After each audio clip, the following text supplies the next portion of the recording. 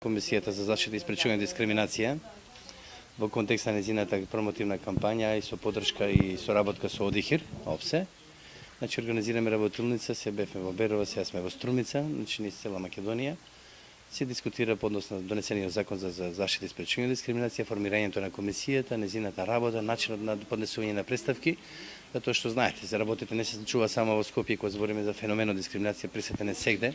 Граѓаните би требало сите до последниот да знаат дека овој општествено негативен феномен има веќе можности како да се реагира кон него, дека имаме систем, имаме закон, имаме формирана комисија, имаме народен правобранител, институции, механизми кои постапуваат по однос на тоа. И тоа само треба да ги охрабриме граѓаните и да знаат да препознаат. Ние обично викаме дека секоја неправда не значи и дискриминација, тука мора тоа да го објасниме, треба три елементи да се да бидат во функција за да може да кажеме дека има дискриминација, иначе има и други повреда на човекови права, на детски права, на возрасти и така натаму, и тоа дискриминација е специфичен облик на повреда на човеково право и тоа предпочита и реакција, односно поднесување на представка дали на поединци, дали на група на граѓани, а ние да изреагираме и да донесеме мислење.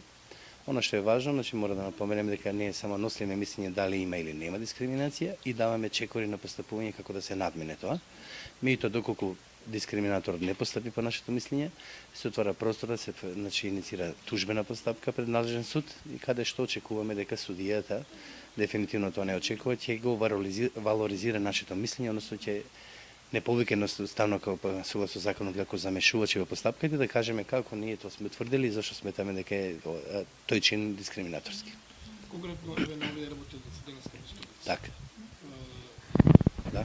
Зашто расправате, односно што е целта на овие работилници? Токму тоа, да ги запознаеме со законот, со работата на комисиите, со начинот на поднесување на представки, да ги охрабриме граѓаните и по пат на крвни садови, да речем, да сите они кои ќе подадат своите домашни ситуации, на своите работни места, во своите организации, здруженија кај што делуваат, да може да дискутираат и да кажат, односно да ни помогнат во тој дел да ги иницираат граѓаните кои што се дискриминирани да знаат да поднесат представка.